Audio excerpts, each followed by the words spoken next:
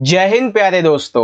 बहुत बहुत स्वागत है आप सभी का आज की इस वीडियो में। और आज की ये स्पेशल वीडियो बहुत ज्यादा इंपॉर्टेंट होने वाली है बच्चों, क्लास 12 के सोशियोलॉजी यानी कि समाज शास्त्र के सब्जेक्ट के लिए। ठीक है, तो बेसिकली जैसा कि आप सभी को पता है कि सोशियोलॉजी का आपका जो सीबीएसई बोर्ड का एग्जाम है ये कल यानी आज की इस वीडियो में हम सीबीएसई के द्वारा जारी किए गए ऑफिशियल सैंपल क्वेश्चन पेपर को यहाँ पे बहुत अच्छी तरीके से सॉल्व करके समझने वाले। जी हाँ बच्चों, पूरा का पूरा पेपर आपको line to line even word to word बहुत अच्छे तरीके से समझाएंगे, जिससे कि आपको सोशियोलॉजी के बोर्ड में बहुत ज्यादा हेल्प मिलने वाली। बस करना क्या बच्चों, वीडियो को कंप्लीटली एंड तक जरूर देख लीजिएगा। ठीक है, तो आइए शुरुआत करते हैं बिना देरी करते हुए। अच्छा, जिन बच्चों को पेपर का पैटर्न पता है वो 2 मिनट आगे जा सकते हैं, जिन्हें नहीं पता है उनके लिए बता दें पेपर का कोड है 039, टाइम 3 घंटे की है, वेटेज है आपकी 80 मार्क्स की। ठीक है, बाकी ये सब तो आपको पता ही है, सेट कोड सीरीज वाला नंबर वगैरह। ठीक है ना, ये तो नॉर्मल सी बातें हैं। ओके, तो यहाँ पे आप देख सकते हैं कि सीबीएसई के द्वारा जारी किया गया आपका जो ऑफिशियल सैंपल पेपर है सोशियोलॉजी का वो दिया गया है। जो बच्चे इंग्लिश मीडियम के हैं वो इजीली सीबीएसई के साइट पे जाके डाउनलोड कर सकते हैं पेपर को या मार्किंग शीट को। हम यहाँ पे हिंदी मीडियम में समझने वाले। ठीक है, खंड नंबर ए दिया हुआ है जिसमें कैसे क्वेश्चन है प्यारे बच्चों, एक नंबर के टोटल हैं हमारे 20 एमसीक्यूज। ठीक है, तो यानी कि इस सेक्शन में ए में हम एमसीक्यू करने वाले हैं। तो आप सभी से छोटी सी रिक्वेस्ट है कि जो एमसीक्यू अभी हम करेंगे उन एमसीक्यू क्वेश्चन का जो आंसर है आप भी अपनी तरफ से करने की जरूर कोशिश करें, जिससे कि आपकी प्रैक्टिस हो जाएगी। ठीक है ना, चलिए शुरुआत करेंगे। क्वेश्चन नंबर 1 दिया हुआ है बच्चों, ध्यान से समझिएगा कि जो अकाल होता है, ठीक है ना, अकाल भी मृत्यु दर में वृद्धि का एक प्रमुख और आवर्ती स्रोत होता है। यानी कि अगर इस पर्टिकुलर एरिया में जो मृत्यु दर है वो इंक्रीज हो रही है, ठीक है, वो बढ़ रही है, तो इसका जो कारण है, इसका जो स्रोत है वो कहीं ना कहीं अकाल भी माना जाता है। बिल्कुल ठीक है। अब यहाँ पे हमें करना क्या है, हमें क्वेश्चन में ये बताना है कि निम्नलिखित में से कौन सा अकाल का कारण नहीं है। ठीक है ना, तो इनमें से कौन सा अकाल का कारण नहीं है। देखिए, जब भी कृषि, जलवायु और वातावरण, जब इसमें निरंतर कमी आती जाएगी, यानी कि कृषि उत्पादन में कमी होगी, जलवायु वातावरण में कमी होगी, तो इससे क्या होगा, फसल उत्पादन नहीं होगा, और फसल उत्पादन नहीं होगा तो सिंपल सी बात है अकाल पड़ेगा। तो यानी कि ये तो राइट है, कुपोषण भी राइट हो जाता है। सेकंड ये है कि परिवहन और संचार के अपर्याप्त साधन। बिल्कुल ठीक है भाई, कि किसी एरिया में जब परिवहन और संचार के साधन ही नहीं है तो वहां पे कोई भी अगर भोजन वगैरह पहुंचाना भी चाहे तो नहीं पहुंचा पाएगा। ठीक है ना, ये भी राइट है। पात्रताओं की विफलता, ये भी राइट है। लेकिन अकाल के लिए अगर आप जिम्मेदार मानते हो जन्म दर में वृद्धि को, तो ये रॉन्ग है। ठीक है ना, ऑप्शन नंबर डी जो है ये हमारा यहाँ पे एक स्रोत नहीं है अकाल का। ठीक है, चलिए क्वेश्चन नंबर सेकंड को ध्यान से पढ़िएगा। यहाँ पे दिया गया है एक तरफ दावा है और एक तरफ कारक है। दावा क्या कहता है, दावा कहता है कि जनसांख्यिकीय संरचना द्वारा प्रदान किए गए अवसर के कारण, ध्यान से समझिएगा, जनसांख्यिकीय संरचना है, ठीक है ना, इसमें जब अवसर प्रदान किया जाता है तो इससे क्या होता है कि जनसंख्या पिरामिड माध्य आयु समूहों में एक उछाल दिखाता है। बिल्कुल ठीक है, अवसर के कारण। अब ये जो अवसर है इसका कारण क्या दिया गया है कि यह मध्यम आयु वर्ग में उच्च जन्म दर के कारण होता है। बिल्कुल ठीक है, जबकि अवसर के कारण। ठीक है ना, मतलब कि ए सत्य है लेकिन आर गलत है, तो option number C is the correct. ठीक है, चलिए क्वेश्चन नंबर थर्ड को बड़े ध्यान से समझिएगा। दिया गया हमारे सामने कि जनजातीय समूहों की मुख्य धारा के साथ बातचीत आमतौर पर आदिवासियों के लिए प्रतिकूल रही है। सिंपल सी बात है, आदिवासी लोग और जब हम वर्तमान में व्याप्त जो सामान्य लोग हैं इनकी विचारधारा के बारे में बात करें, दोनों की आमतौर पर बातचीत की बात करें, तो दोनों में बहुत ज्यादा डिफरेंस पाया जाता है। ठीक है, आज कई आदिवासी पहचान गैर आदिवासी शब्द की जबरदस्त ताकत के लिए डैश के विचारों पर केंद्रित है। यानी कि आज जो आदिवासी पहचान है गैर आदिवासी शब्द के संबंध में, ये किसके विचारों पर केंद्रित होती है। क्या ये प्रतिरोध और सहयोग, तो सहयोग तो हो नहीं सकता, सहयोग और विरोध नहीं हो सकता, आंदोलन और विरोध इसमें शामिल नहीं है। मतलब कि यहाँ पे शामिल क्या होगा, प्रतिरोध करना और विरोध करना। Option number C is the correct. ठीक है, चलिए क्वेश्चन नंबर 4 देखिएगा, थोड़ा कठिन क्वेश्चन लेकिन ध्यान से समझिएगा। हमारे सामने क्या दिया गया है, अभिकथन। अभिकथन कहता है कि जो जनजातियां हैं ये प्राचीन समाज है जो कि सभ्यता से दूषित नहीं है। यानी कि ये जनजातियां बहुत प्राचीन है, ठीक है, जो कि सभ्यता से परे हैं। ये तो गलत है, इनकी भी अपनी एक अलग से सभ्यता होती है। ठीक है, कारण क्या है, अब यहाँ पे एक कथन दिया गया एक तरीके से कि जनजातियों को वास्तव में हमें पहले से मौजूद राज्यों और आदिवासियों जैसे गैर राज्य समूहों के बीच में शोषणकारी और उपनिवेशवादी संपर्क से होने वाली माध्यमिक घटना के रूप में देखा जाना चाहिए। बिल्कुल ठीक है। तो यहाँ पे क्या होगा कि ए सत्य है, लेकिन मतलब ए जो है वो असत्य है, आर यहाँ पे सत्य है, तो ऑप्शन डी हमारा करेक्ट हो जाएगा। ठीक है, चलिए क्वेश्चन नंबर 5 को बड़े ध्यान से समझिएगा। 5th में दिया गया हमारे सामने है कि निम्नलिखित में से कौन प्रभुत्वशाली जातियों को प्रमुख बनाता है। ठीक है, तो इनमें से ऐसा क्या रीजन है जो कि प्रभुत्वशालियों को प्रमुख बनाता है। तो देखिए, क्या छोटी आबादी होना? बिल्कुल नहीं। जमीन के अधिकार होना? बिल्कुल ठीक। मध्यम जाति? बिल्कुल ठीक। क्षेत्रीय राजनीति में निर्णायक भूमिका? बिल्कुल ठीक है। मतलब जिसमें दूसरा, तीसरा, चौथा दिया हो। जी हाँ, option number C is the correct answer. ठीक है प्यारे बच्चों, चलिए 6th क्या दिया हुआ है? डैश। डैश ऐसे परिवार होते हैं जिनको अक्सर भारत के लक्षण के रूप में देखा जाता है, यानी कि भारत का ये परिवार होगा ऐसा होता है। क्या एकल परिवार है भारत में? बिल्कुल नहीं। पितृ सत्तात्मकता, पितृवंशी या फिर विस्तारित? तो आप सभी को पता है भारत के परिवार कैसे हैं? विस्तारित परिवार हैं, जिनको भारत के लक्षण के रूप में देखा जाता है। ठीक है, चलिए क्वेश्चन नंबर 7 को बड़े ध्यान से समझना बच्चों। दिया गया है हमारे सामने कि जिस व्यक्ति को उसकी जाति के कारण नौकरी से मना कर दिया जाए, ठीक है, जाति नीची है, ऊंची है, वटएवर, उस हिसाब से उसे काम करने के लिए मना किया जाए और उसे यह बताया जाए कि वह दूसरों की तुलना में कम योग्यता, जबकि काम किसे नहीं करने दिया गया है? जाति की वजह से, और बताया जाता है कि उसकी योग्यता कम है और चयन में विशुद्ध रूप से योग्यता के आधार पे किया गया है। ठीक है, तो ये उदाहरण किस चीज का है भाई? सिंपल सी बात है, ये उदाहरण है भेदभाव का, जाति के नाम पर भेदभाव का।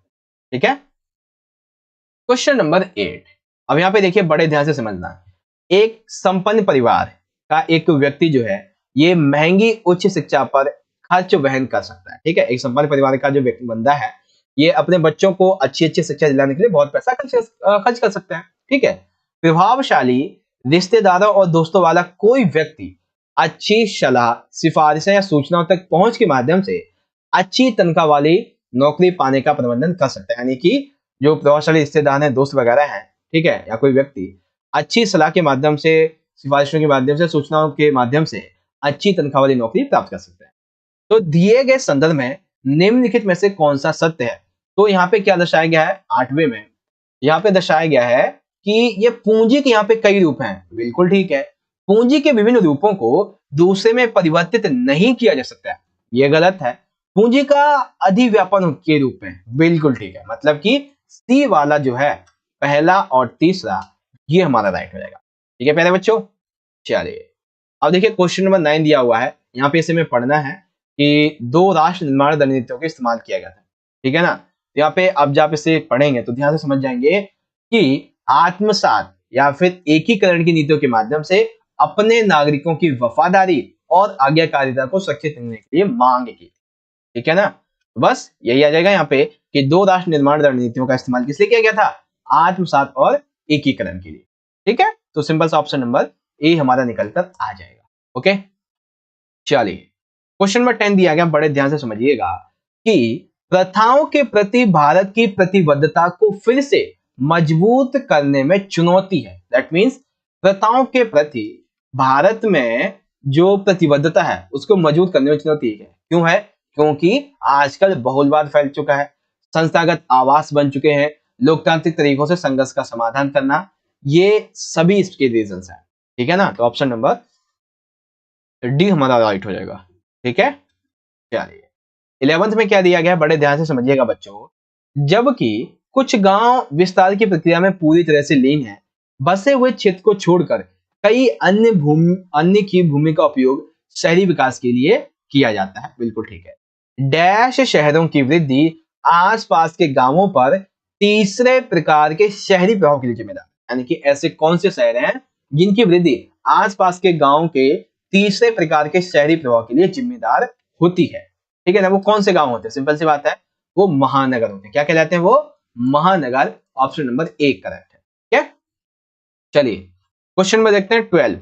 अब 12 में क्या दिया गया हमारे सामने कि 20वीं शताब्दी में डैश आंदोलन के विकास के साथ कई भारतीय भाषाओं में संस्कृत के शब्दों और वाक्यांशों को छोड़ने का प्रयास किया गया था। तो ये 20वीं शताब्दी में कौन सा आंदोलन था? सिंपल सी बात है, कौन सा था? ब्राह्मण विरोधी आंदोलन था, जिसमें संस्कृत के शब्दों और वाक्यांशों को छोड़ने का प्रयास किया था इस आंदोलन के। ठीक है, क्वेश्चन नंबर 13, कौन सा अनुबंध कृषि का परिणाम नहीं है? अनुबंध, ठीक है ना, अनुबंध कृषि का परिणाम इनमें से कौन सा नहीं है? तो पहला क्या है कि अनुबंध कृषि, यह लोगों को उत्पादन प्रक्रिया से अलग करता है। बिल्कुल ठीक है। कृषि को अपने स्वदेशी ज्ञान को अप्रासंगिक बना देता है। बिल्कुल ठीक है। यह पारिस्थितिक रूप से टिकाऊ है। गलत है, ये टिकाऊ पारिस्थितिक रूप से नहीं होता है। ठीक है ना। तो ऑप्शन नंबर सी जो है ये हमारा इसका परिणाम हो जाएगा, अनुबंध कृषि का परिणाम नहीं। ठीक है भाई, चलिए 14 की बात करेंगे। यहाँ पे विकथन कारण दिए गए, बड़े ध्यान से समझना, बहुत ही बड़ा क्वेश्चन है लेकिन इजी है। ठीक है ना। कैसे इजी है? अभिकथन में ये कहा गया बच्चों कि निम्न श्रेणी के जाति समूहों के जो सदस्य हैं, इनको गांव के जमींदार को प्रति वर्ष निश्चित दिनों के लिए श्रम देना पड़ता था, यानी कि निश्चित दिनों के लिए काम करना पड़ता था जमींदारों के लिए। बिल्कुल ठीक है। कारण संसाधनों की कमी, आर्थिक और सामाजिक समर्थन के लिए जमींदार जाति पर निर्भरता का मतलब था कई कामकाजी गरीब वंशज श्रम संबंधों में जमींदार से बंधे हुए थे। बिल्कुल ठीक है। ये जो दोनों की दोनों बातें हैं अभिकथन कारण वाली, दोनों की दोनों सही है। ठीक है ना। तो ऑप्शन नंबर हमारा ए राइट हो जाएगा और एक्सप्लेनेशन में मिली इसीलिए। 15 क्वेश्चन क्या है बच्चों कि महिलाएं भी कृषि श्रम के मुख्य स्रोत के रूप में उभर रही हैं, जिससे डैश श्रम शक्ति का विकास हुआ है। तो सिंपल सी बात है, किस तरीके का विकास हुआ है? कृषि के महिलाकरण का विकास हुआ, महिलाकरण श्रम का विकास हुआ है। ठीक है। चलिए 17 क्वेश्चन क्या है? सॉरी 16 है अभी। तो 1997-1998 इस दौरान देश के विभिन्न हिस्सों में हो रही किसानों की जो आत्महत्याओं की संख्या थी, इसको कृषि में संरचनात्मक परिवर्तन और आर्थिक और कृषि नीतियों में बदलाव के कारण हुए कृषि संकट से जोड़ा जा सकता है। यानी कि 1997 और 1998 के बीच में जो किसानों की हत्याएं हो रही थी, इसको कृषि संकट से जोड़ा जा सकता है। बिल्कुल ठीक है। तो अब यहाँ पे हमें ये बताना है कि कौन सा कृषि संकट का कारण नहीं। ठीक है। तो इनमें से कौन सा ऐसा जो कृषि संकट का कारण नहीं है? परिवर्तित फसल स्वरूप, बिल्कुल ठीक है। जोत के सूत्र में बदलाव, बिल्कुल ठीक है। और नकदी फसलों के स्थान पर, ये भी ठीक है। लेकिन शहरों में भारी प्रवास करना ये कृषि संकट का कारण नहीं है। ठीक है ना। तो option number C is right answer. Complete 17 question, outsourcing में डैश देशों के द्वारा डैश देशों को कार्य आवंटित किया जाता है। आउटसोर्सिंग की बात हो रही है। ठीक है। तो कौन से देश कार्य देंगे? विकसित देश। किन्हें देंगे? विकासशील देशों को। विकसित देश विकासशील देशों को। ऑप्शन नंबर एक सेकंड, सी नहीं, ए करेक्ट है। ठीक है, ऑप्शन नंबर ए करेक्ट है बेसिकली। ओके, आगे क्वेश्चन नंबर 18 अभिकथन दिया गया है कि पहले आर्किटेक्ट और इंजीनियरों को कुशल ड्राफ्टमैन होना पड़ता था। बिल्कुल ठीक है। अब कंप्यूटर उनके लिए बहुत काम करता है। बिल्कुल ठीक है बात है भाई यहाँ पे। ठीक है। कारण मशीनरी का उपयोग श्रमिकों को कुशल बनाता है। दोनों ठीक है। ठीक है ना। यानी कि पहले ड्राफ्टमैन, एक कुशल ड्राफ्टमैन होना पड़ता था, ठीक है, इंजीनियर को, आर्किटेक्ट को, लेकिन अब कंप्यूटर ने काम ले लिया है। कंप्यूटर यानी कि बड़ी बड़ी मशीन, इससे होता क्या है कि श्रमिकों का जो काम है वो आसानी से हो जाता है। मतलब ए और आर दोनों सही है और आर ए की सही व्याख्या भी करता है। तो ऑप्शन ए राइट है। ठीक है। 19 question, stand up India scheme और मेक इन इंडिया स्कीम ऐसे कार्यक्रम हैं जो डैश को साकार करने में मदद करेंगे। स्टैंड अप इंडिया स्कीम और मेक इन इंडिया स्कीम, ये बेसिकली किस उद्देश्य से चलाए गए हैं? सभी को पता होगा इसका उद्देश्य क्या है। इसका उद्देश्य है जनसांख्यिकीय लाभांश को और तेजी से बढ़ाना। ठीक है। आखिरी क्वेश्चन 20 दिया हुआ है। अभिकथन कहता है कि एक व्यक्ति थे मॉडर्न फोर्स, तो नहीं, जगह का नाम है बेसिकली। मॉडर्न फोर्स में 604 श्रमिकों को पहले 5 वर्षों में सेवानिवृत्त होने के लिए मजबूर किया गया था। बिल्कुल ठीक है। कारण यह कार्य में शालीनता के कारण था। गलत है। मतलब हमारा ए सत्य है लेकिन आर असत्य है। ठीक है। तो option number C is the correct. ठीक है प्यारे बच्चों।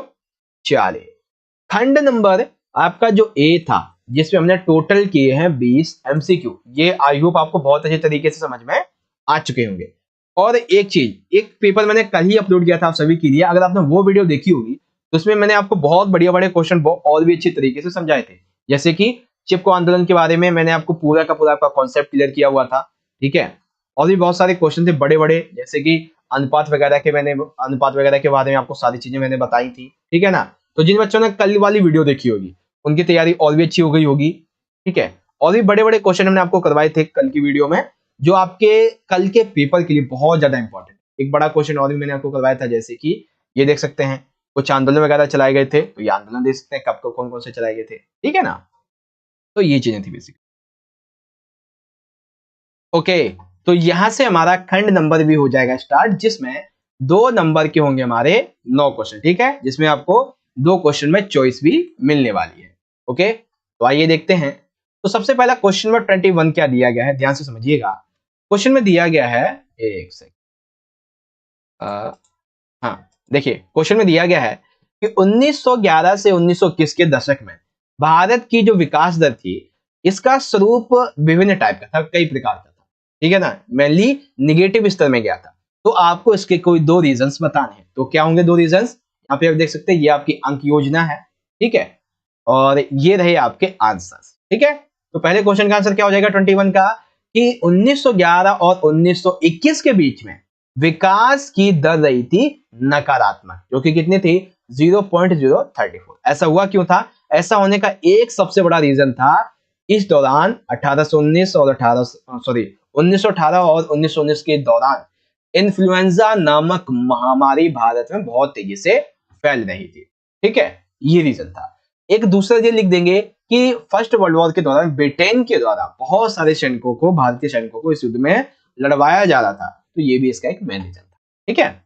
उसके बाद में 22 क्वेश्चन क्या है कि अंग्रेजों के द्वारा सामाजिक संस्थानों में लाए गए सभी परिवर्तन जानबूझकर नहीं किए गए थे, ठीक है। इन्होंने किसी मेन टारगेट के संबंध में सामाजिक संस्थानों में परिवर्तन नहीं लाए, बल्कि वो बेसिकली क्या करना चाहते थे, वो अपने शासन को कुशलतापूर्वक चलाने के लिए भारत की जो जाति की जटिलता है इनको समझना चाहते थे, और इस संबंध में पूरे देश में फैलकर अंग्रेजों को भेजकर रीति रिवाज तौर तरीकों के रूप में एक रिपोर्ट छपवाई। अब इन रिपोर्ट को जब छपवाया तो विभिन्न समुदाय के लोग जो थे वो ऐतिहासिक साक्ष्य पेश करने लगे कि भाई हम ऐसे हैं, हम ये हैं, हम ये हैं, हम ऐसे कर सकते हैं, हमारा जन्म ऐसा है, हम सबसे ऊपर है। तो अंग्रेज ये नहीं चाहते थे, लेकिन फिर भी ऐसा हुआ, ये चीजें थी, ठीक है ना। ओके, तो अब आता है हमारा क्वेश्चन नंबर 23, ठीक है। बड़े ध्यान से समझिएगा, बहुत ही अच्छा क्वेश्चन है कि अंग्रेजी और भारतीय दोनों काल्पनिक लेखन में हम अक्सर आलसी या फिर चालाक के रूप में वर्गीकृत लोगों को एक पूरे समूह का सामना करते हैं, तो ठीक है। तो ये जो वर्गीकरण है आलसी या फिर चालाक वर्गीकृत लोगों का, इस तरह के वर्गीकरण में कैसी कैसी समस्याएं आती हैं, तो आइए समझते हैं। देखिए, ये जो कथन है, ऐसा सामान्य कथन प्रत्येक समूह के व्यक्ति के लिए उपयोग में लाया जाता है, ठीक है। लेकिन ऐसे व्यक्तियों के लिए भी ये हर समय सत्य नहीं होगा। क्यों भाई? क्योंकि एक ही व्यक्ति अलग अलग समय पर आलसी भी हो सकता है और अलग अलग समय पर मेहनती भी हो सकता है। इसीलिए इस शब्द का उपयोग हर टाइम आपके लिए सही नहीं होगा, ठीक है। अगला क्वेश्चन अथवा में है बच्चों यहाँ पे, तो इसको हम थोड़ा नीचे करते हैं। देख सकते हैं ये दिया गया है, ठीक है। अब इसमें से आपको क्या करना है, आपको ऐसे किन्हीं 2 तरीकों को सुझाव देना है जिनके द्वारा निशक्त जनों की दशा को सुधारने के लिए अभिवृत्तियों में परिवर्तन लाया जा सकता है। तो क्या क्या हो सकते हैं भाई? तो अथवा क्या है कि अधिक जागरूकता और समावेश, ठीक है, विकलांग लोगों को समर्थन देने और उन्हें शामिल करने के लिए उपयुक्त बुनियादी ढांचा, ये मेन इसके पॉइंट आ जाएंगे, ठीक है। 24 की बात आ जाएगी कि हर इंसान को इस दुनिया में काम करने के लिए स्थिर पहचान की भावना की जरूरत होती है। जैसे प्रश्न, मैं कौन हूं, मैं दूसरों से कैसे अलग हूं, दूसरे मुझसे कैसे समझते और बुझते हैं, मेरे पास क्या लक्ष्य और आकांक्षा होनी चाहिए, बचपन से ही हमारे जीवन में लगातार आते रहते हैं। इन सवालों का जवाब कैसे दिया जाता है? तो जिस तरह से हमारा सामाजिकरण होता चला जाता है, उसके कारण हम इनमें से कई सवालों का जवाब देने में सक्षम हो जाते हैं। जैसे कि सामाजिकरण प्रक्रिया में हमारे माता पिता, हमारे परिवार, हमारे रिश्तेदार, समूह और हमारे समुदाय जैसे महत्वपूर्ण अन्य लोगों के खिलाफ निरंतर संवाद, बातचीत, यहाँ तक कि संघर्ष भी शामिल है। हमारा समुदाय हमें वह भाषा, वह मातृभाषा, संस्कृति, मूल्य प्रदान करता है जिसके माध्यम से हम दुनिया को समझते हैं। यही हमारी आत्म पहचान से भी बांधता है। ये पॉइंट है बेसिक, ठीक है। उसके बाद में अथवा में क्वेश्चन क्या दिया गया है, अथवा में है कि जब किसी राष्ट्र में सांस्कृतिक विविधता के प्रबंधन की बात आती है तो राज्य वास्तव में एक बहुत ही महत्वपूर्ण संस्था है। आप ये बात कैसे कह सकते हैं? बिल्कुल ठीक है, हम बहुत तरीके से ये बात कह सकते हैं कि राज्य वास्तव में बहुत बड़ी महत्वपूर्ण संस्था है। कैसे कह सकते हैं? तो रीजंस हमारे सामने ये है, ठीक है। क्या क्या है? हाँ ये रही, देखो अथवा में क्या था हमारा क्वेश्चन कि देखो विविध समूहों के सांस्कृतिक बहिष्कार को समाप्त करने के प्रयासों की आवश्यकता होती है, जो किसमें दर्शाया गया है। राज्य को बहुविध और पूरक पहचान बनाने में सक्षम होना चाहिए। इस तरह की उत्तरदायी नीतियां विविधता में एकता की भावना पैदा करने के लिए प्रोत्साहन प्रदान करती हैं, जो कि एक हम भावना को प्रोत्साहित करती हैं। इसीलिए राज्य को वास्तव में एक बहुत ही महत्वपूर्ण संस्था माना जाता है, ठीक है। चलिए 25 को यहां पे ध्यान से समझिएगा। आत्मसातवादी और एकीकरणवादी, इन दोनों ही नीतियों में क्या अंतर है? आत्मसातवादी और एकीकरणवादी नीतियों में क्या डिफरेंस है, ये समझते हैं। तो आइए देखते हैं क्या डिफरेंस है भाई। डिफरेंस इस तरीके से है, देखो आत्मसात को बढ़ावा देने वाली नीतियों का उद्देश्य होता है कि सभी नागरिकों को सांस्कृतिक मूल्यों और मानदंडों के एक समान सेट को अपनाने के लिए राजी करना, प्रोत्साहित करना या मजबूर करना, ठीक है। एकीकरण को बढ़ावा देने वाली नीतियां इस बात पर जोर देती हैं कि सार्वजनिक संस्कृति को एक सामान्य राष्ट्रीय स्वरूप तक सीमित रखा जाए, जबकि सभी जो गैर राष्ट्रीय संस्कृतियां होती हैं इनको निजी क्षेत्र में ले जाया जाए, ऐसा कहा जाता है, ठीक है। तो आत्मसात एक अलग पॉइंट है और एकीकरण एक अलग डिफरेंस है, ठीक है ना। आत्मसात में क्या होता है, इसमें बढ़ावा देने वाली नीतियों का उद्देश्य सभी नागरिकों को उनके सांस्कृतिक मूल्य मानदंडों को एक समान सेट को अपनाने के लिए राजी करना होता है, प्रोत्साहित करना होता है, ठीक है। एकीकरण का मतलब होता है कि बढ़ावा देने वाली सभी नीतियां ये जोर देती हैं कि सार्वजनिक संस्कृति को एक सामान्य राष्ट्रीय स्वरूप तक सीमित रखा जाए, ठीक है, जबकि गैर राष्ट्रीय संस्कृतियों को निजी क्षेत्र में लाया जाए, ठीक है ना। ये चीज है। 26 क्या है कि कुमुद पावड़े के उदाहरण का उपयोग करते हुए दिखाएं कि कैसे संस्कृतिकरण की प्रक्रिया को लिंगवादी किया गया है, यानी कि भेदभाववादी किया गया है कुमुद पावड़े के उदाहरण के माध्यम से, ठीक है। आइए देखते हैं। तो कुमुद पावड़े ने अपनी आत्मकथा में बताया कि कैसे एक दलित महिला संस्कृत की शिक्षिका बनी। एक छात्र के रूप में वह संस्कृत के अध्ययन की ओर आकर्षित होती है, शायद इसलिए कि यह वह साधन है जिसके माध्यम से वो एक ऐसे क्षेत्र में प्रवेश कर सकती है जो उसके लिंग और जाति के आधार पर प्रवेश करना संभव नहीं दर्शाता है। इसीलिए उसने जो संस्कृत की शिक्षिका बनना चाहा था। शायद वह इसकी ओर आकर्षित हुई थी क्योंकि इससे वह मूल में पढ़ सकती थी और महिलाओं और दलितों के बारे में ग्रंथों में क्या कहना है इसको भी अच्छे से समझ सकती थी और समाज में एक क्रांतिकारी परिवर्तन भी ला सकती थी। इसलिए कहा जाता है कि कुमुद पावड़े का जो उदाहरण है वो संस्कृतिकरण की प्रक्रिया को लिंगवादी दर्शाता है, ठीक है। 27 क्या है बच्चों कि 19वीं सदी के सामाजिक सुधार आंदोलन में क्या अनदेखा था। 1930 में जो सामाजिक सुधार आंदोलन हुए इसमें क्या अनोखा था, क्या डिफरेंस का, क्या अलग टाइप का था इसमें, ठीक है। तो क्या था भाई अलग टाइप का? अलग टाइप का ये था कि 19वीं शताब्दी के इन सामाजिक सुधार प्रयासों की जो विशेषता थी वह आधुनिक संदर्भ और विचारों का एक मिश्रण दर्शाती है, ठीक है। यह पश्चिमी उदारवाद के आधुनिक विचारों को एक रचनात्मक संयोजन और पारंपरिक साहित्य पर एक नया रूप दर्शाती है, ठीक है ना। ये चीजें बेसिक आई होप आप समझ गए अच्छे तरीके से। उसके बाद में 2 नंबर का एक अगला क्वेश्चन हमारा यहाँ पे आ जाएगा, एक नहीं भी 2 बच्चे में बेसिकली। जैसे 28 क्या दिया हुआ है कि कृषि समृद्धि पर परिणाम के संबंध में जमींदारी व्यवस्था और रैयतवाड़ी व्यवस्था में अंतर बताइए। तो ये मैं आपको कल की वीडियो में समझा चुका था, ठीक है ना। जमींदारी व्यवस्था और रैयतवाड़ी व्यवस्था, इसे आप इजीली यहाँ से पढ़ सकते हैं, मैं आपको कल की वीडियो में बता चुका हूँ ये चीजें, ठीक है।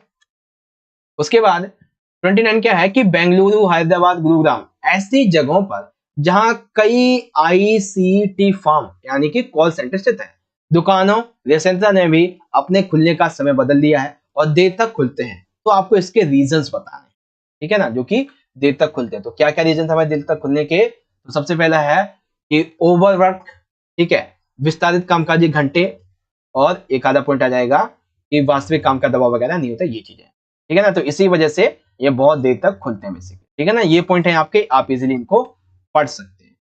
औद्योगिक समाज अलगाव की विशेषता है कैसे? तो औद्योगिक समाज आखिर अलगाव की विशेषता कैसे दर्शाता है? तो देखो, औद्योगिक समाज में श्रम का विस्तृत विभाजन शामिल होता है, ठीक है ना। श्रम अलग अलग तरीके से डिवाइड होता है, इसीलिए लोग अक्सर अपने काम का अंतिम परिणाम नहीं देखते, क्योंकि वे केवल उत्पाद का एक छोटा सा हिस्सा ही पैदा कर पाते हैं, ठीक है। काम का दोहरा उन्हें थकाऊ लगता है। यह लोगों को अलगाव की ओर ले जाता है, क्योंकि वे अपने काम का आनंद नहीं लेते हैं और इसे जीवित रहने के लिए उन्हें कुछ करने के रूप में देखते हैं कि काम करेंगे तभी पैसा मिलेगा, रोटी कपड़ा मिलेगा, ठीक है, नहीं तो ऐसी बात जाके भूखे है ना, ये चीजें। ओके, अब यहाँ पे आएगा बच्चों हमारा खंड नंबर सी, ठीक है। तो ये हमारे खंड सी के कुछ कुछ क्वेश्चंस हैं, इनको आप इजीली यहाँ से पढ़ सकते हैं। मैंने आपको यहाँ पे दिखा देता हूँ एक बार। एक काम करते हैं, मैं आपको समझा ही देता हूँ, ठीक है ना। कहाँ चला गया, ये रहा देखो, खंड नंबर सी, इसमें भी निकाल देते हैं खंड सी, हाँ, ये रहा देखो। क्वेश्चन नंबर 30 क्या कहता है, खंड नंबर सी का, पहचान के संदर्भ में आदिवासी समाज अधिकाधिक विविध क्यों होते गए, यानी कि आदिवासी समाज आखिर अलग कैसे होते चले गए, ये समझाइए। तो देखो, जनजातीय आंदोलन को जन्म देने में मुद्दों के दो व्यापक सेट सबसे महत्वपूर्ण रहे। ये महत्वपूर्ण थे आर्थिक संसाधन, जैसे कि भूमि, और विशेष रूप से वनों पर नियंत्रण। ये सभी जातीय सांस्कृतिक पहचान के मामलों से संबंधित होते हैं, ठीक है। दोनों अक्सर एक साथ जा सकते हैं, लेकिन आदिवासी समाज के भेदभाव के साथ वे अलग भी हो सकते हैं, ठीक है। जनजातीय समाजों के भीतर मध्य वर्ग अपनी जनजातीय पहचान पर जोर देने के कारण गरीब और अशिक्षित आदिवासी जनजातीय आंदोलन में शामिल होने के कारणों से भिन्न हो सकते हैं। किसी भी समुदाय की तरह यह इस प्रकार की आंतरिक गतिशीलता और बाहरी ताकतों के बीच का संबंध है जो भविष्य को आकार देगा। इस तरीके से ये जो पॉइंट था हमारा कि अधिकाधिक विविधित क्यों होते चले गए, ये यहाँ पे आ जाएगा, ठीक है। ओके, अथवा में दिया गया है कि भाई समकालीन काल में जो जाति व्यवस्था है, इसमें सबसे महत्वपूर्ण लेकिन विरोधी परिवर्तनों में से एक है कि यह उच्च जाति, शहरी मध्य और उच्च वर्गों के लिए अदृश्य होता चला गया है। कैसे? तो कैसे होता चला गया भाई, देख लेंगे आंसर आपका यहाँ से, इतना दिया गया हुआ है, ठीक है। 4 पॉइंट है आपके, पॉइंट टू पॉइंट आंसर यहाँ पे लिखा हुआ है, ठीक है, इजीली समझ सकते हैं। मैं आपको क्वेश्चन आंसर दिखा देता हूँ, पढ़ लीजिएगा, ठीक है ना। ये टाइम जो है काफी ज्यादा हो रहा है। 31, 32, पहले क्वेश्चन 31 की राष्ट्र को परिभाषित करना क्यों कठिन होता है भाई? तो राष्ट्र को परिभाषित करना कई रीजंस की वजह से कठिन होता है, ठीक है ना। कैसे?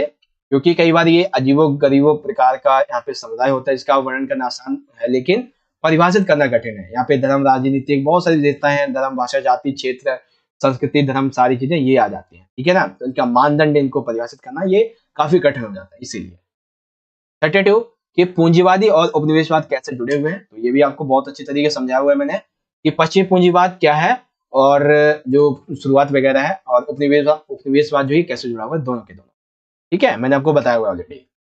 33 की बात कर लेंगे कि अधिकांश राज्यों में भूमि हदबंदी अधिनियम दंत विहीन कैसे संबंधित है, ये समझाइए। दंत विहीन कैसे साबित हुआ, ये बताइए, ठीक है ना। तो कैसे साबित हुआ भाई, आप देख लेंगे यहाँ पे 33 का आपका आंसर जो यहाँ पे ये हो जाएगा। इसके बारे में भूमि हदबंदी अधिनियम दंत विहीन कैसे साबित हुआ, ठीक है ना। तो ये आपके पॉइंट दिए हुए हैं सारे के सारे, आप इस यहाँ से रीड आउट कर सकते हैं, ठीक है। 34 एक उद्योग जितना अधिक यंत्रीकृत होता है उतने ही कम लोगों को रोजगार मिलता है, यानी कि जहां पे अधिक मशीनें आती है उद्योग में, उसी तरीके से वहां पे लोगों को काम कम मिलता है। उपयुक्त उदाहरण के साथ में व्याख्या करें, बिल्कुल ठीक है बात भाई। जैसे यहाँ पे एग्जांपल लिया है मारुति उद्योग लिमिटेड का, ठीक है ना। तो उसके माध्यम से बताया गया है कि किस तरीके से जब वहां पे मशीनें ज्यादा होती हैं तो लोगों के काम की संख्या, लोगों के श्रमिकों की जो मेहनत करने वाली मजदूर तो इनकी संख्या कम हो जाती है, क्योंकि सारा का सारा काम मशीन ही कर लेती है पूरा का पूरा, ठीक है ना। इसीलिए अब इसमें अथवा में दिया गया था हमारा कि महात्मा गांधी ने मशीनीकरण को रोजगार के एक खतरे के रूप में देखा था, समझाइए कैसे। तो जी हाँ, महात्मा गांधी ने इसी संबंध में देखा था। कैसे देखा था, तो ये रहा आपका आंसर, आप इजीली यहाँ से पढ़ सकते हैं पूरा का पूरा, ठीक है ना प्यारे बच्चों। चलिए, उसके बाद में पुराने और नए सामाजिक आंदोलन के बीच में अंतर समझाइए। तो बिल्कुल ठीक है बात भाई, पुराने आंदोलन कैसे थे, तो पुराने आंदोलन जो है वो इस तरीके के होते थे, ठीक है। लेकिन आज के टाइम पे जो नए, देखिए पुराने आंदोलन कैसे थे, पुराने सामाजिक आंदोलन को स्पष्ट रूप से सत्ता संबंधों के पुनर्गठन के केंद्रीय लक्ष्यों में देखा जाता था। पुराने सामाजिक आंदोलन राजनीतिक दलों के ढांचे के भीतर काम करते थे और ये प्रकृति में क्षेत्रीय थे। नए आंदोलन ये सत्ता के वितरण के बदलने के बारे में नहीं बल्कि कुछ स्वच्छ वातावरण, जीवन की गुणवत्ता के मुद्दों के बारे में। ठीक है, ये वैश्विक भी होते हैं, ये गैर पार्टी राजनीतिक माध्यम से काम करते हैं, ये चीजें। ठीक है, अब आएगा खंड नंबर डी। तो खंड नंबर डी में देखेंगे यहाँ पे एक आपको अभिकथन दिया गया है, मतलब कि एक पैसेज दिया गया है 6 नंबर के 3 क्वेश्चन में, पहला क्वेश्चन, और उस आधार पे हमसे पूछा गया है कि पर्यावरण आंदोलन भी अर्थशास्त्र और पहचान के मुद्दों के बारे में कैसे संबंधित है, विस्तार से बताइए। पर्यावरण आंदोलन भी और पर्यावरण आंदोलन जो है ये अर्थशास्त्र और पहचान के मुद्दों के बारे में संबंधित है कैसे। ठीक है, तो पर्यावरण आंदोलन चलाए किस लिए जाते हैं? जलाओ लकड़ी, चारा, अन्य दैनिक आवश्यकताओं की पूर्ति के लिए ग्रामीण लोग जो जंगल पर निर्भर होते हैं। ठीक है, जब कोई भी गवर्नमेंट वहां पे उन्हें भगाने के लिए, उनको काटने के लिए आती है, तभी आंदोलन चलाया जाता है। ठीक है, ये उनकी आर्थिक, सामाजिक, सांस्कृतिक पहचान से जुड़े हुए होते हैं और ये हमेशा उसके लिए संघर्ष भी करते रहते हैं। ठीक है ना, तो बाकी के देखिए यहाँ पे पॉइंट वगैरह दिए हैं, आप चाहो तो पढ़ लेना। ठीक है ना, बेसिक कॉन्सेप्ट आपका यही है। 37 दिया हुआ है, सारणी दी गई है, भारत में गिरता हुआ स्त्री अनुपात 1901 से 2011। ठीक है, तो लिंग अनुपात में गिरावट के कारण बताइए। तो लिंग अनुपात में गिरावट के कारण क्या होते हैं भाई? पुत्र वरीयता, यानी कि लोग जो है पुत्रों को ज्यादा इंपॉर्टेंस देते हैं। एक बेटी के परिवेश का मतलब होता है, लोग मानते हैं कि फिजूल खर्ची में नहीं। ठीक है, लोगों को लगता है कि बेटी होगी तो दहेज देना पड़ेगा, इसीलिए ये जो लिंग अनुपात में गिरावट हो रही है ये होती है। ठीक है, आपकी राय में बालिकाओं के प्रति इस पूर्वाग्रह से निपटने के लिए क्या कदम उठाए जाने चाहिए? तो हमारे हिसाब से क्या उठाने चाहिए? लोगों को शिक्षा दी जानी चाहिए। ठीक है, लोगों को भ्रूण, गवर्नमेंट जो है उन्हें बताना चाहिए लोगों को, और ऐसे सख्त कानून लगाने चाहिए ताकि कोई भ्रूण हत्या ना करे। ठीक है, कन्या भ्रूण हत्या की रोकथाम, जो लिंग परीक्षण करवा लेते हैं ना मशीन में। ठीक है, बच्चे जब लेने से पहले, तो वो भी रोकना चाहिए। ठीक है ना, तो ये चीज है। ठीक है, बाकी ये सेम दोनों क्वेश्चन को मिला के दूसरे वाले बच्चों के लिए बना दिया गया था। ठीक है, 38 लास्ट क्वेश्चन है बच्चों कि जाति और आदिवासी भेदभाव को संबोधित करने वाले राज्य और गैर राज्य पहलुओं पर विस्तार से चर्चा की। ठीक है ना, जाति और आदिवासी भेदभाव को संबोधित करने वाले राज्य और गैर राज्य पहलुओं पर चर्चा कीजिए। ठीक है ना, तो आइए देख लेते हैं। ये देखिए आंसर दिया हुआ है कि भारतीय राज्य में आजादी से पहले ही अनुसूचित जनजातियों और अनुसूचित जातियों के लिए विशेष कार्यक्रम होते रहे। आरक्षण में सार्वजनिक जीवन के विभिन्न क्षेत्रों में अनुसूचित जातियों और जनजातियों के सदस्यों के लिए कुछ स्थान या सीटों को अलग रखना शामिल है। ठीक है, जाति अत्याचार निवारण अधिनियम आया था 1850 में, जिसने केवल धर्म या जाति के परिवर्तन के कारण नागरिकों के अधिकारों में कटौती को अनुमति नहीं दी। 93 संविधान संशोधन हुआ, जिसके तहत उच्च शिक्षा संशोधन में अन्य पिछड़ा वर्ग के लिए आरक्षण शुरू करने के लिए किया गया था। ठीक है ना, संविधान ने अस्पृश्यता अनुच्छेद 17 के तहत खत्म कर दिया था। ज्योतिबा फुले, अयोधी, पेरियार, अंबेडकर ऐसे अन्य लोग थे जिन्होंने इसके खिलाफ संघर्ष किया। कर्नाटक की संघर्ष समिति दलित राजनीतिक दावे ने एक लंबा सफर तय किया था। दलितों ने भारतीय भाषाओं, विशेष रूप से मराठी, कन्नड़, तमिल, तेलुगु, हिंदी के साहित्य में महत्वपूर्ण योगदान दिया था विकास में। तो ये कुछ पॉइंट है बेसिकली। ठीक है ना, तो आप इसे इजीली इस तरीके से समझ सकते हैं 38 वाला पॉइंट। ओके, अथवा का सबसे आखिरी क्वेश्चन है कि आज आदिवासियों के लिए समान प्रमुख चिंताएं क्या है? तो सिंपल सी बात है, आज आदिवासियों के लिए बहुत सी समान प्रमुख चिंताएं हैं। जैसे कि 1947 में जब भारत को आजादी मिली, तो भारत में आदिवासियों का जीवन बहुत ही आसान होना चाहिए था, लेकिन ऐसा नहीं था। सबसे पहले वनों पर सरकार का एकाधिकार जारी होता चला गया। कुछ भी हो, जंगल का शोषण तेजी से होता चला गया। दूसरा, भारत सरकार के द्वारा अपनाई गई पूंजी गहन औद्योगिकरण की नीति में खनिज संसाधन और बिजली उत्पादन की क्षमता आवश्यकता थी, तो आदिवासी क्षेत्रों में केंद्रित थी, क्योंकि वहीं से ज्यादातर मिलते थे। नई खनन और बांध परियोजनाओं के लिए आदिवासी भूमि को तेजी से अधिग्रहण किया गया था। और भी कुछ पॉइंट हैं, वो आप इजिली इन सभी को इजिली यहाँ से पढ़ सकते हैं। ठीक है ना, काफी बड़ा है, लेकिन हाँ, आप ध्यान से वीडियो को पॉज करके पढ़ेंगे तो आप इजिली यहाँ से रीड आउट भी कर सकते हैं। ठीक है, तो ये आपका आज का जो पेपर था बच्चों, ये मैंने समझा दिया अच्छे तरीके से, और आई होप कि आपको आज का ये जो पेपर था ये समझ में आ गया होगा। बाकी आप लोगों ने हमारा पिछला वाला वीडियो नहीं देखा तो उसको जाके जरूर देखिएगा। इस वीडियो में हमने बहुत ही अच्छे तरीके से आपको हर एक क्वेश्चन समझाया हुआ है। ठीक है ना, पिछली वीडियो में बहुत बढ़िया क्वेश्चन हमने आपको अच्छे तरीके से समझाए हैं।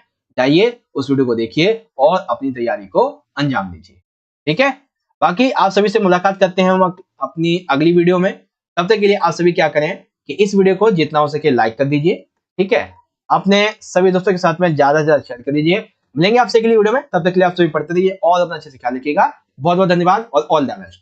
जय हिंद, वंदे मातरम।